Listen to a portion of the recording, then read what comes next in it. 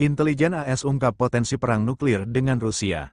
Intelijen Amerika Serikat, AS, mengungkapkan potensi perang nuklir antara negara itu dengan Rusia, yang terus memanas pasca Washington memberikan izin kepada Ukraina untuk menggunakan senjata buatannya ke wilayah Moskow. Hal ini disampaikan oleh 5 sumber kepada Reuters, Rabu, tanggal 27 November tahun 2024.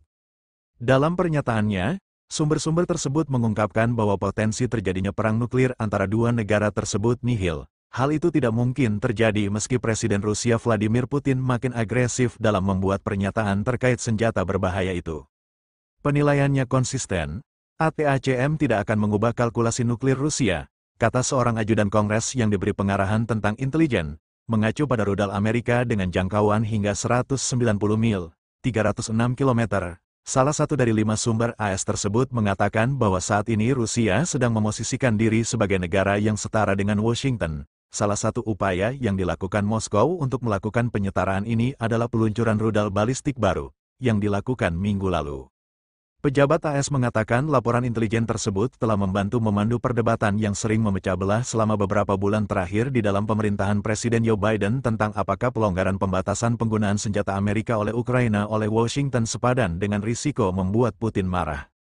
Para pejabat awalnya menolak langkah tersebut, dengan alasan kekhawatiran eskalasi dan ketidakpastian tentang bagaimana Putin akan menanggapinya.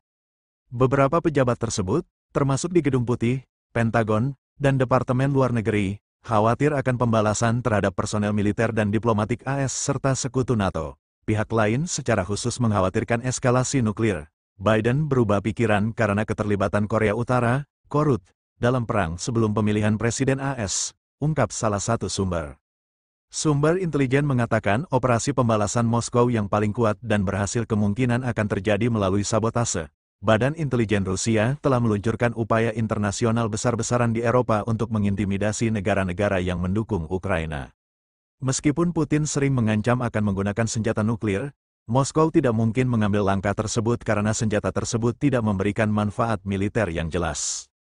Opsi nuklir adalah pilihan terakhir bagi Rusia dan bahwa Putin akan menggunakan cara pembalasan lainnya terlebih dahulu. Rusia telah terlibat dalam sabotase dan serangan siber, timpal sumber lainnya. Sebelumnya, Korut diketahui telah mengirimkan 10.000 pasukannya untuk bertempur melawan Ukraina membela Rusia. Hal ini terjadi setelah Presiden Rusia Vladimir Putin dan pemimpin tertinggi Korut Kim Jong-un menandatangani perjanjian keamanan antara kedua negara. Kondisi ini kemudian menjadi celah bagi Washington untuk memberikan lampu hijau bagi Ukraina untuk menyerang Rusia dengan senjata ATACM buatannya.